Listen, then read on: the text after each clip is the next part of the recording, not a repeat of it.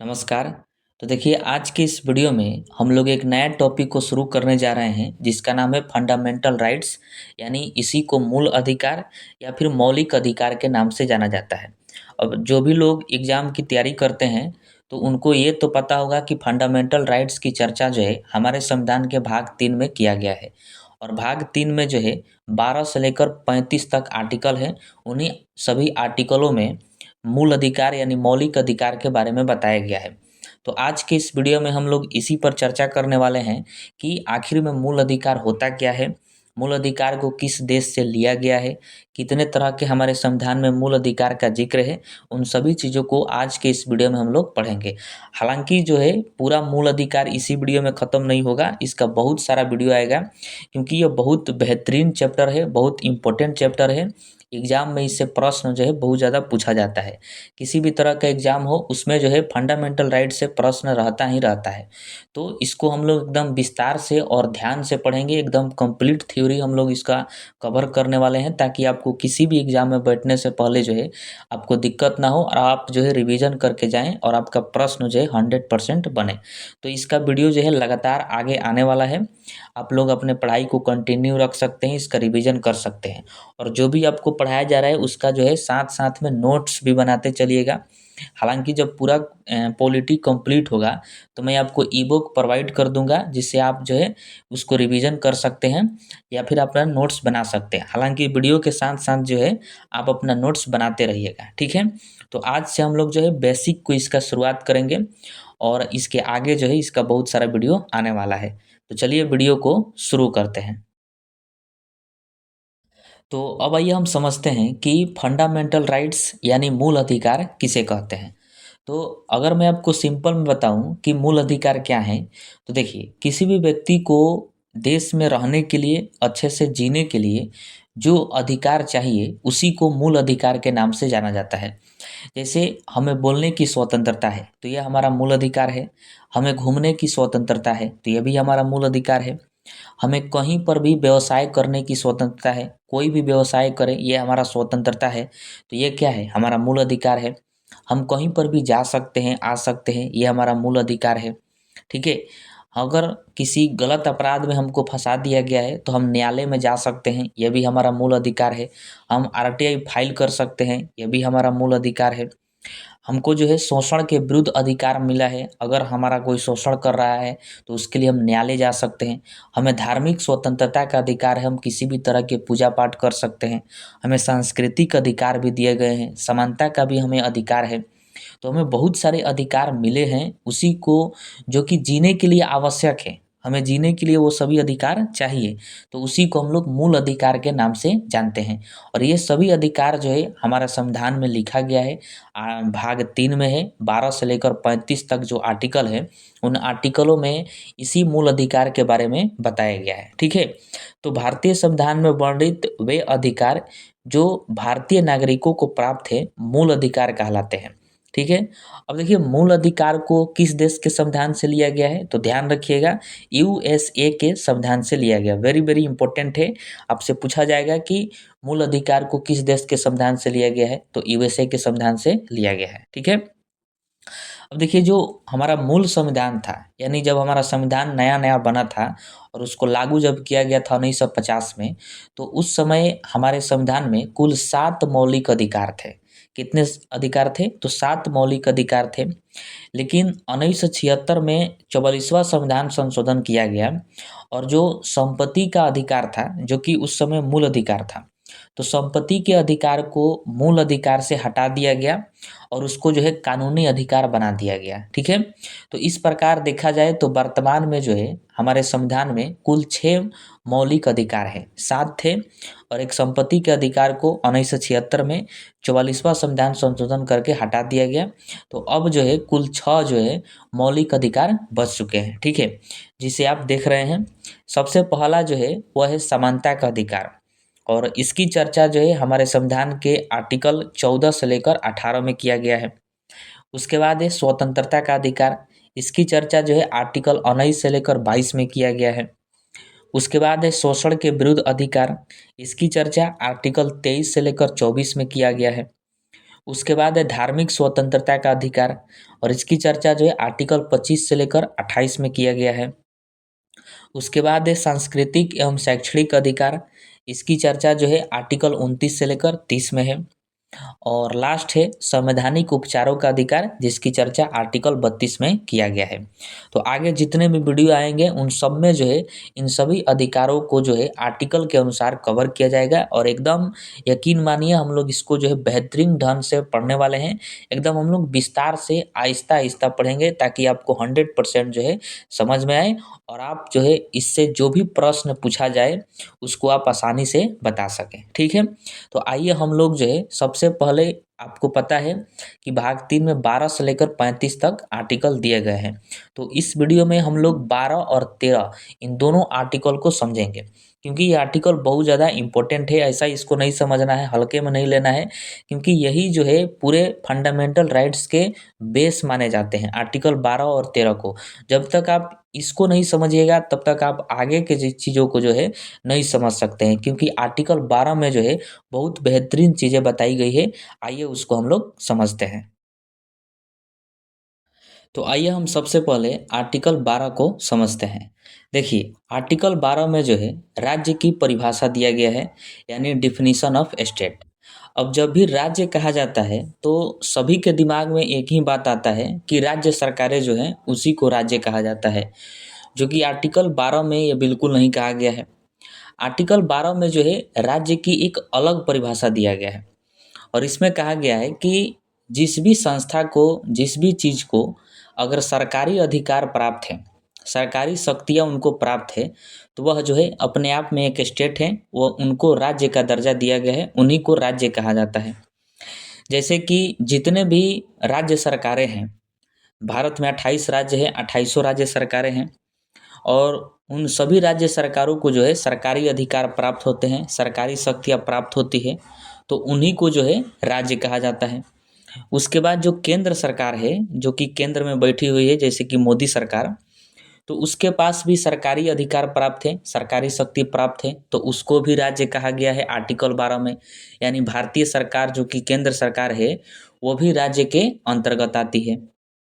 वही जो संसद है, जिसमें संसद में 3 चीज़ें आती है, लोकसभा आता है, राज्यसभा आता है और राष्ट्रपति आते हैं। तो ये तीनों जो हैं अपने आप में स्टेट हैं, यानी राज्य हैं। ये स्वयं अपना निर्णय ले सकते हैं, जो भी निर्णय निकालेंगे वो पूरे देश के लोगों को मानना पड़ेगा। तो संसद भी अपने आप में क्या है, स्टेट है। उसके बाद जो राज्य विधानमंडल है, अब विधानमंडल में भी 3 चीज़ें आती है, जैसे कि विधानसभा, विधान परिषद और राज्यपाल आते हैं। तो ये भी तीनों जो है अपने आप में स्टेट हैं, ये राज्य के अंतर्गत आते हैं, क्योंकि इनको जो है सरकारी शक्तियाँ प्राप्त होती है, सरकारी अधिकार प्राप्त हैं। ठीक है, वही जो स्थानीय प्राधिकरण हैं, जैसे कि नगर निगम हो गया, नगर पालिका हो गया, पंचायत हो गया, जिला बोर्ड हो गया, ये भी जो है अपने आप में स्टेट हैं। जैसे नगर निगम जो कि शहरों में होता है, अगर ये कोई भी कानून लाता है या फिर कोई भी नियम लाता है तो उसको जो है पूरे नगर के लोगों को मानना पड़ेगा। तो नगर निगम जो है अपने आप में स्टेट है। और क्यों मानेंगे? क्योंकि उनको सरकारी शक्ति प्राप्त है नगर निगम को, इस वजह से। उसी प्रकार पंचायत हो गया, पंचायत में जो भी चीज़ें लागू होगा पूरे पंचायत वासियों को मानना पड़ेगा, क्योंकि इनको जो है पंचायत को सरकारी शक्ति प्राप्त होती है। तो पंचायत भी अपने आप में क्या है, स्टेट है। उसी प्रकार जो अन्य सभी प्राधिकरण हैं, जैसे कि ओएनजीसी, जितना भी आप लोग जो महारत्न और मिनी रत्न कंपनियों का नाम सुने होंगे, उन सबको जो है सरकारी शक्ति प्राप्त होती है, सरकार की मिली-जुली से वो चलती है। तो जब उनको सरकारी शक्ति प्राप्त है तो वो भी अपने आप में क्या हो जाएंगे, स्टेट हो जाएंगे। जैसे बिजली, बिजली विभाग भी अपने आप में क्या है, स्टेट है। ठीक है, क्योंकि वह स्वयं अपना निर्णय ले सकता है, सरकारी अधिकार उसको प्राप्त है। वो जो नियम कानून निकालेगा पूरे देश के लोगों को मानना पड़ेगा। जैसे सेल हो गया, एलआईसी हो गया, एलआईसी भी अपने आप में क्या है, स्टेट है। उसी प्रकार स्थानीय पदाधिकारी हैं, जैसे कि डीएम हो गए, आईएएस हो गए, पुलिस कमिश्नर, ये भी अपने आप में स्टेट है। जैसे कि डीएम, डीएम को जो है सरकारी अधिकार प्राप्त है। तो डीएम अगर जो भी पूरे डिस्ट्रिक्ट का मालिक होता है, तो जो भी नियम निकालेगा, जो भी कानून निकालेगा वो पूरे डिस्ट्रिक्ट वासियों को मानना पड़ेगा। कल को अगर डीएम कह दे कि जितने भी लोग मांस काटते हैं वह कल से सड़क के किनारे नहीं काटेंगे। तो जितने भी लोग मांस काटते हैं, उसके बातों को सभी लोगों को मानना पड़ेगा और वो सड़क के किनारे जो है मांस नहीं काटेंगे, क्योंकि ये आदेश किसका है? डीएम का है। और डीएम को जो है सरकारी शक्ति प्राप्त है, सरकारी अधिकार है उसको, और वह अपने आप में क्या हो जाता है? स्टेट हो जाता है। उसी प्रकार आईएएस, पुलिस भी अपने आप में क्या है? स्टेट है। कमिश्नर भी हो गए, और जितने भी सरकार से जुड़े हुए लोग हैं, जैसे कि सरकारी टीचर हो गए, सरकारी डॉक्टर हो गए, ये भी अपने आप में स्टेट हैं। पूरे स्कूल को, पूरे जैसे कि कोई मेडिकल कॉलेज हो गया तो पूरे मेडिकल कॉलेज को मानना पड़ेगा। वो अपने आप में, सरकारी डॉक्टर जो हैं अपने आप में स्टेट होते हैं। तो आर्टिकल 12 में जो है इसी की परिभाषा दिया गया है, राज्य की परिभाषा, यानी डिफिनीशन ऑफ स्टेट। इसमें कहा गया है कि जिस भी संस्था को, जिस भी व्यक्ति को या फिर कोई भी चीज़ हो जिसको अगर सरकारी अधिकार प्राप्त है, सरकारी शक्ति प्राप्त है, तो वह अपने आप में क्या हो जाएगा? स्टेट हो जाएगा। जितने भी चीज़ें वो सभी के सभी जो है अपने आप में स्टेट है। और इनका एक ही काम है कि समाज में देखा जाए कि वैसा नियम कानून लाया जाए जिससे किसी तरह का जो है भेदभाव न हो और सबको जो है समान नज़र से देखा जाए। जैसे बिजली विभाग अगर कोई भी नियम कानून लाएगा तो वह जो है पूरे लोगों के लिए लाएगा, जितने भी बिजली उपभोक्ता हैं सबके लिए एक ही जैसा कानून लाएगा। ऐसा नहीं है कि भेदभाव करेगा। कुछ प्रक्रियाओं में भेदभाव कर सकता है, जैसे शहर, ग्रामीण क्षेत्र और शहरी क्षेत्र के हिसाब से। हालांकि व्यक्ति को, सभी व्यक्तियों को समान नज़र से ही देखेगा। तो जितने भी राज्य हैं इनका यही काम है कि सभी लोगों को समान नज़र से देखें, जो भी नियम कानून लाए एक तरह का लाएं, सभी लोगों को उससे सहूलियत हो। यही आर्टिकल 12 में राज्य की परिभाषा के रूप में दिया गया है। ठीक है। अब बात ये आती है कि क्या जो न्यायालय है, जैसे कि हाई कोर्ट हो गया, सुप्रीम कोर्ट हो गया, ये स्टेट हैं कि नहीं है? तो देखिए, न्यायालय जो है ये जब न्याय करता है तो उस वक्त स्टेट नहीं होता है। लेकिन जब प्रशासनिक कार्य करता है, मतलब जैसे सुप्रीम कोर्ट, हाई कोर्ट में बहुत सारी कर्मचारियों की आवश्यकता होती है फाइल को इधर उधर करने के लिए, और भी बहुत सारा काम होता है। तो उसमें जब कर्मचारियों की भर्ती होती है तो उस समय जो है वह स्टेट होता है। लेकिन जब न्याय करता है तो उस समय स्टेट नहीं होता है। कोई भी न्यायालय हो, सुप्रीम कोर्ट हो चाहे कोई भी हाई कोर्ट हो। ठीक है। अब देखिए, न्यायालय जो है न्याय के समय स्टेट क्यों नहीं होता? क्योंकि न्याय देते वक्त जो है भेदभाव करना होता है। जैसे कि मान लीजिए कि कोई व्यक्ति है और वह रेपिस्ट है, मतलब रेप के मामले में जो है वह, उसको सज़ा सुनाया गया है। तो मान लीजिए उसको जो है फांसी की सज़ा सुना दिया गया है किसी रेपिस्ट को, और एक कोई बालक है, नाबालिग है, 14-15 साल का है, और वो भी जो है रेपिस्ट है। तो फिर उसको फांसी की सज़ा नहीं सुनाया जाएगा, क्योंकि वो नाबालिग है, नाबूझ है, नासमझ है। इस वजह से जज जो है उसको फांसी नहीं दे सकता है। लेकिन जो वयस्क व्यक्ति है, रेपिस्ट है, उसको फांसी दे दिया गया। तो यहाँ पर देखिए कि दोनों जो है, एक वयस्क है और एक नाबालिग है, और दोनों रेपिस्ट हैं, दोनों सेम कार्य किए हैं, सेम अपराध किए हैं, लेकिन उनको सज़ा जो है अलग अलग दिया गया, क्योंकि एक नाबूझ है। तो यहाँ पर भेदभाव हो गया। तो न्यायालय, जबकि न्यायालय को अगर न्याय देते समय स्टेट बना दिया जाए तो स्टेट का मतलब होता है कि वो किसी भी व्यक्ति से भेदभाव नहीं करेगा। लेकिन यहाँ पर तो वो भेदभाव किया, इसीलिए कहा जाता है कि न्यायालय जो है न्याय देते समय स्टेट नहीं रहेगा। लेकिन जब प्रशासनिक कार्य करेगा, जैसे कि कर्मचारियों की भर्ती करना है, तो उस समय वो भेदभाव नहीं करेगा। जो भी क्वालिफिकेशन होगा उस क्वालिफिकेशन के हिसाब से कोई भी आ जाए, महिला आ जाए चाहे पुरुष आ जाए, उसकी जो है भर्ती कर ली जाएगी न्यायालय के द्वारा। ठीक है। तो इम्पोर्टेंट है, आपको ध्यान रखना है कि न्यायालय जो है, कोई भी न्यायालय हो, हाई कोर्ट हो चाहे सुप्रीम कोर्ट हो, न्याय देते समय जो है स्टेट नहीं है। लेकिन जब प्रशासनिक कार्य करेगा, कर्मचारियों की भर्ती करेगा, तो उस समय स्टेट है। ठीक है। तो आशा करता हूँ कि आप आर्टिकल 12 को समझ गए होंगे, बहुत ज़्यादा इम्पोर्टेंट है। आगे जब भी हम राज्य कहेंगे तो आपको केवल जो है राज्य सरकारें जो भी होती है उसको ही नहीं समझना है। राज्य जब भी कहेंगे तो ये सभी संस्थाएं आ जाएगी, जितना भी मैंने आपको बताया, जैसे संसद, राज्य विधानमंडल आ जाएगा, केंद्र सरकार आ जाएगी, पंचायत, नगर पालिका, LIC, SAIL, ONGC, DM, IAS officer, सरकारी डॉक्टर, ये सब के सब जो है राज्य के अंतर्गत आते हैं। ठीक है। अब आइए हम आर्टिकल 13 को समझते हैं। देखिए, आर्टिकल 13 में कहा गया है कि जो भी विधियां मूल अधिकारों का उल्लंघन करेगी उसे अवैध अथवा शून्य मान लिया जाएगा। विधियों को अवैध घोषित करने की शक्ति हाई कोर्ट और सुप्रीम कोर्ट को प्राप्त है। मतलब आर्टिकल 13 में जो है अल्पीकार का प्रयोग किया गया है। इसमें कहा गया है कि अगर कोई भी ऐसा कानून है जो कि मूल अधिकार का उल्लंघन कर रही है, तो उस कानून को जो है सुप्रीम कोर्ट द्वारा या फिर हाई कोर्ट द्वारा रद्द कर दिया जाएगा। अगर मान लीजिए कोई राज्य सरकार का ऐसा कानून है जो मूल अधिकार का उल्लंघन कर रही है, तो हाई कोर्ट द्वारा उसको ख़त्म कर दिया जाएगा, उसको रद्द कर दिया जाएगा, शून्य मान लिया जाएगा। अगर केंद्र सरकार कोई कानून लाती है या फिर पहले की कोई कानून है तो उसको, और वह मूल अधिकार का उल्लंघन कर रही है, तो उसको सुप्रीम कोर्ट द्वारा जो है शून्य मान लिया जाएगा, उसको रद्द कर दिया जाएगा। यही बात आर्टिकल 13 में कहा गया है कि अगर आपके मूल अधिकार से किसी दूसरे के मूल अधिकार का हनन हो रहा है, किसी के दूसरे का मूल अधिकार जो है प्रभावित हो रहा है आपके मूल अधिकार से, तो फिर आपका जो मूल अधिकार है उसको ख़त्म कर दिया जाएगा। यही बात आर्टिकल 13 में कहा गया है। ठीक है, अब देखिए आर्टिकल 13 का जो है 4 सब क्लॉज है। 13 का 1, 13 का 2, 13 का 3 और 13 का 4। अब आपसे जो है एग्जाम में डायरेक्टली अब ऐसा नहीं पूछेगा कि आर्टिकल 13 में क्या कहा गया है। अब आपसे जो है सब क्लॉज से प्रश्न पूछा जाता है। जैसे आर्टिकल 13 के 1 में क्या है, या फिर 13 के 1 में जो है वह लिख कर पूछेगा कि यह किस आर्टिकल में दिया गया है। इस तरह से यानी सब क्लॉज से प्रश्न पूछता है। तो सब क्लॉज जो है पढ़ना बहुत ज़्यादा ज़रूरी है, बहुत आज के डेट में इम्पोर्टेंट है। तो आइए हम एक एक करके उसको समझते हैं। सबसे पहले देखिए आर्टिकल 13 के 1 में क्या कहा गया है। इसमें कहा गया है कि यदि संविधान लागू होने के पहले का कोई कानून मूल अधिकार के असंगत है, तो उसे उस हद तक शून्य माना जाएगा जिस हद तक असंगत है।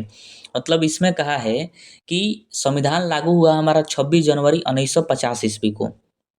अगर 26 जनवरी 1950 ईस्वी का इससे पहले का अगर कोई कानून है जो कि मूल अधिकार का उल्लंघन कर रहा है, तो उसको जो है शून्य मान लिया जाएगा। इसी बात को आर्टिकल 13 के 1 में कहा गया है।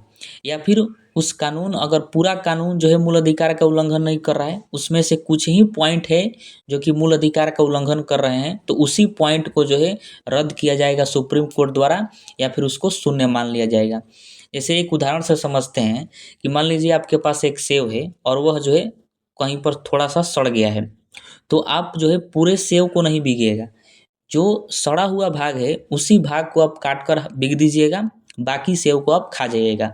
उसी तरह आर्टिकल 13 के 1 में कहा गया है कि अगर संविधान लागू होने से पहले का कोई कानून है और जिस हद तक वह असंगत है उसी हद तक उसको शून्य माना जाएगा। मतलब अगर पूरा कोई कानून है और उसमें से जो है 1-2 पॉइंट ही मूल अधिकार का उल्लंघन कर रहे हैं, बाकी के पॉइंट नहीं कर रहे हैं, तो जो मूल अधिकार का उल्लंघन कर रहे हैं उसी पॉइंट को सुप्रीम कोर्ट द्वारा रद्द किया जाएगा, बाकी पॉइंट जो है छोड़ दिया जाएगा। अगर पूरा कानून ही मूल अधिकार का उल्लंघन कर रहा है तो पूरे कानून को ही ख़त्म कर दिया जाएगा। जैसे कि संविधान लागू होने से पहले जब अंग्रेजों की शासन था, तो उस समय अंग्रेजों द्वारा एक कानून लाया गया था कि वह जो है बिना किसी कारण के ही, बिना किसी वजह के किसी भी व्यक्ति को गिरफ्तार करके जेल के अंदर डाल देते थे, और गिरफ्तार करने वाले व्यक्ति को ये भी नहीं बताया जाता था कि आपको किस वजह से गिरफ्तार किया जा रहा है, और उसको गिरफ्तार करके जेल में डाल दिया जाता था।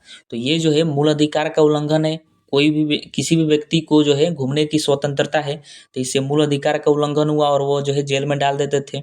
इसीलिए उस कानून को ही ख़त्म कर दिया गया जो कि संविधान लागू होने से पहले का कानून था। तो यही बात आर्टिकल 13 के 1 में कहा गया है। ठीक है, उसके बाद है 13 का 2।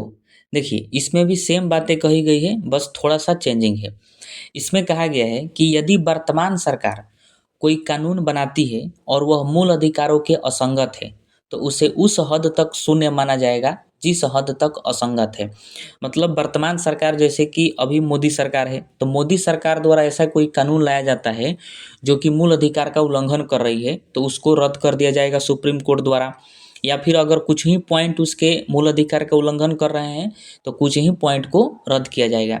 जैसे मान लीजिए वर्तमान सरकार कह दे कि इसी जाति के लोग, मतलब किसी विशेष जाति के लोग ही कोई भी फॉर्म अप्लाई कर सकते हैं, तो बाकी जो जाति के लोग हैं उनके मूल अधिकार का उल्लंघन हो गया, क्योंकि भारत में सभी जाति के लोग को जो है समान अधिकार है, वो कोई भी फॉर्म अप्लाई कर सकते हैं, सभी जाति के लोग। लेकिन वो कोई विशेष जाति का नाम रख के और कह दे कि यही जाति के लोग अप्लाई कर सकते हैं, बाकी लोग नहीं अप्लाई करेंगे, तो फिर सुप्रीम कोर्ट द्वारा उसको जो है रद्द कर दिया जाएगा उस कानून को। यही बात आर्टिकल 13 के 3 में कहा गया है। हाल ही में जो है एक कोलोजियम व्यवस्था है, कोलोजियम व्यवस्था के तहत जो है जजों की नियुक्ति की जाती है। उसमें जो है 4 अन्य जज बैठते हैं और एक सीजीआई बैठते हैं, यानी चीफ जस्टिस ऑफ इंडिया, जो कि मुख्य न्यायाधीश होते हैं सुप्रीम कोर्ट के, वो बैठते हैं। यानी कुल 5 जजों की बेंच बैठती है और जो नए जज की नियुक्ति की जाती है सुप्रीम कोर्ट के, उसी को कोलोजियम व्यवस्था के नाम से जाना जाता है। यानी उसमें सरकार का कोई भी हस्तक्षेप नहीं होता है। 5 जज बैठेंगे और वही जो है नए जज की नियुक्ति करेंगे, सरकार इसमें कुछ नहीं जानती है। लेकिन मोदी सरकार ने कहा कि जजों की नियुक्ति में जो है ये गड़बड़ी होता है, परिवारवाद होता है, इसमें चाचा भतीजावाद होता है, सब अपने अपने परिवार के इसमें नियुक्त कर देते हैं, इसलिए इसमें सरकार का हस्तक्षेप जरूरी है। यानी कोलोजियम में जो है सरकार के आदमी बैठेंगे और उसके बाद जजों की नियुक्ति होगी। तो सुप्रीम कोर्ट ने कहा कि ज़्यादा चालाक मत बनिए, इसमें इससे जो है लोगों के मूल अधिकार का उल्लंघन होगा, इसलिए इस कानून को रद्द कर दिया जाता है। तो उसको जो है रद्द कर दिया गया सुप्रीम कोर्ट के द्वारा। यानी वर्तमान सरकार जो है कानून बनाई थी, कानून बिल पास की थी और सुप्रीम कोर्ट द्वारा जो है उसका निरीक्षण किया गया, जुडिशियल रिव्यू किया गया और उसको रद्द कर दिया गया। तो आर्टिकल 13 के 2 में यही कहा गया है कि वर्तमान सरकार अगर कोई कानून बनाती है और वह मूल अधिकार का उल्लंघन होता है तो उस हद तक शून्य मान लेंगे जिस हद तक वो उल्लंघन कर रहा है। ठीक है, अब आइए हम आर्टिकल 13 के 3 को समझते हैं।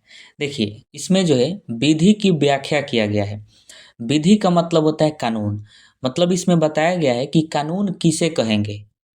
तो इसके अनुसार अध्यादेश, आदेश, उपविधि, नियम, विनियम, अधिसूचनाएं, प्रथाएं और रूढ़ि, इसी को जो है विधि के अंतर्गत शामिल किया गया है। ये जितने भी आप जो हरे रंग से देख रहे हैं, ये सब के सब जो है कानून है। अगर राष्ट्रपति या फिर राज्यपाल के द्वारा अध्यादेश जारी किया जाता है, चूँकि राष्ट्रपति और राज्यपाल ही अध्यादेश को जारी करते हैं, तो उसको जो है कानून माना जाएगा। अगर कोई सरकार का आदेश है तो उसको भी कानून माना जाएगा, यानी विधि माना जाएगा। कोई उपविधि है, कोई नियम है सरकार के द्वारा लाया गया है, कोई विनियम है, कोई अधिसूचनाएं है, कोई प्रथाएं हैं जो कि बहुत पहले से चली आ रही है, वो भी कानून के अंतर्गत आएगी, विधि के अंतर्गत आएगी। रूढ़ि है, उसको भी विधि यानी कानून माना जाएगा। यही बात आर्टिकल 13 के 3 में कहा गया है कि कौन कौन सी चीज़ें जो होगी वो कानून होगी, वो विधि होगी। तो इन सभी चीज़ों को विधि के अंतर्गत शामिल किया गया है। ठीक है, अब देखिए, जो भी विधि होता है उसका जुडिशियल रिव्यू यानी न्यायिक पूर्वालोकन जो है सुप्रीम कोर्ट के द्वारा किया जा सकता है। जैसे संविधान में जितनी भी बातें लिखी गई हैं वो सब के सब कानून है, वो सब के सब जो है विधि के अंतर्गत आती है। तो उसका जुडिशियल रिव्यू जो है सुप्रीम कोर्ट द्वारा किया जा सकता है। मतलब जितने भी कानून होते हैं या फिर वर्तमान सरकार द्वारा कोई कानून लाया जाता है तो उसका भी जुडिशियल रिव्यू सुप्रीम कोर्ट द्वारा किया जा सकता है। कोई नया कानून सरकार लाती है तो उसका जुडिशियल रिव्यू यानी न्यायिक पूर्वालोकन सुप्रीम कोर्ट पहले करेगी कि यह ठीक है कि नहीं है। अगर ठीक है तो उसको लागू कर दिया जाएगा, अगर वह ठीक नहीं है, अच्छा नहीं है, किसी मूल अधिकार का उल्लंघन कर रही है या फिर वो गलत ही कानून है, तो फिर उसको सुप्रीम कोर्ट द्वारा रद्द कर दिया जाता है। इसीलिए सुप्रीम कोर्ट को पावर दिया गया है कि कोई भी कानून हो उसका जो है जुडिशियल रिव्यू करना ही होगा सुप्रीम कोर्ट के द्वारा।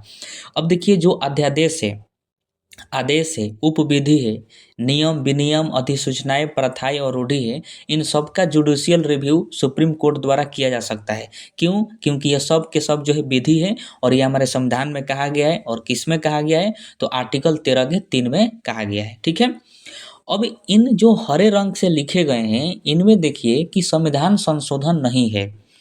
यानी संविधान संशोधन को हमारा संविधान जो है वह विधि नहीं मानता है, कानून नहीं मानता है। जो भी सरकार संविधान संशोधन करती है, जैसे आप सुने होंगे कि 25वां संविधान संशोधन, 42वां संविधान संशोधन, 44वां संविधान संशोधन। तो इन सभी संविधान संशोधन को संविधान में कानून नहीं माना गया है। तो इसका मतलब ये हुआ कि जब वो संविधान संशोधन कानून नहीं है, तो इसका मतलब है कि सुप्रीम कोर्ट जो है उसका जुडिशियल रिव्यू नहीं करेगा, यानी न्यायिक पूर्वावलोकन नहीं करेगा। कोई भी संशोधन हुआ तो उसका जाँच नहीं करेगा। इसका मतलब तो ये हुआ, क्योंकि हमारे संविधान में सुप्रीम कोर्ट को पावर दिया गया है कि जो भी विधि होगा उसी का आप न्यायिक पूर्वावलोकन कर सकते हैं, जुडिशियल रिव्यू कर सकते हैं। तो संविधान संशोधन तो विधि नहीं है, इसमें कहा ही नहीं गया है कि संविधान संशोधन विधि है। तो फिर संविधान संशोधन होगा तो सुप्रीम कोर्ट द्वारा जुडिशियल रिव्यू नहीं कर सकते हैं, ना ही वो करेगा। इसका मतलब इसका सबसे बड़ा गलत प्रभाव ये हो सकता है कि सरकार जो है कल को संविधान में ही संशोधन कर देगी और बहुत बड़ा संशोधन कर देगी, और उसमें मूल अधिकार या फिर मूल ढांचा, संविधान के मूल ढांचे को ही परिवर्तित कर देगी संशोधन करके। और सुप्रीम कोर्ट को तो ये आदेश ही नहीं है कि वो जो संशोधन होगा उसका जुडिशियल रिव्यू करेगा। इससे सरकार मनमानी कर सकती है। कल को कह दे कि कोई भी व्यक्ति अगर सरकार के खिलाफ बोलेगा तो उसको सजा दिया जाएगा।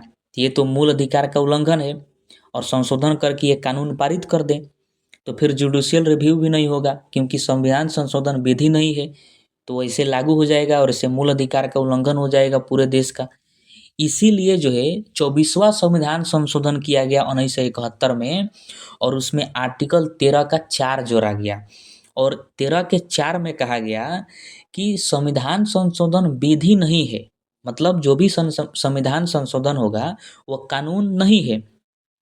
यदि संविधान संशोधन मूल अधिकार का उल्लंघन करता है, कोई संविधान संशोधन हुआ और उससे मूल अधिकार का उल्लंघन हो रहा है, तो उसकी न्यायिक पूर्वावलोकन यानी जुडिशियल रिव्यू सुप्रीम कोर्ट द्वारा किया जा सकता है और उसको निरस्त किया जा सकता है। यही बात 24वां संविधान संशोधन करके आर्टिकल 13 के 4 में यह कहा गया कि संविधान संशोधन जो है विधि नहीं है, कानून नहीं है। ये बात ठीक है, हमारे संविधान में कह दिया गया है। लेकिन अगर कोई संविधान संशोधन सरकार द्वारा किया जाता है और वह मूल अधिकार का उल्लंघन करता है, तो फिर उसका सुप्रीम कोर्ट द्वारा जुडिशियल रिव्यू किया जाएगा, और अगर वह वास्तव में खराब है तो उसको रद्द कर दिया जाएगा, अन्यथा उसको छोड़ दिया जाएगा। जिस हद तक अगर वह मूल अधिकार का उल्लंघन कर रहा है उसी हद तक उसको जो है समाप्त किया जाएगा। यही बात आर्टिकल 13 के 4 में कहा गया है। ठीक है, तो वेरी वेरी इंपॉर्टेंट है, आपको ध्यान रखना है कि आर्टिकल 13 के 3 में विधि की व्याख्या किया गया है, जिसमें संविधान संशोधन को विधि नहीं माना गया है, मतलब उसकी चर्चा ही नहीं किया गया है। तो फिर जब विधि नहीं है तो सुप्रीम कोर्ट द्वारा उसका जुडिशियल रिव्यू नहीं होगा जो भी संशोधन होगा। तो इसीलिए आर्टिकल 13 के 4 जोड़ा गया और कहा गया कि संविधान संशोधन विधि नहीं है। ये बात सही है, लेकिन अगर ऐसा संविधान संशोधन होगा जो कि मूल अधिकार का उल्लंघन करेगा तो फिर उसका सुप्रीम कोर्ट जुडिशियल रिव्यू करेगा और उसको निरस्त कर देगा, उसको खत्म कर देगा। ठीक है।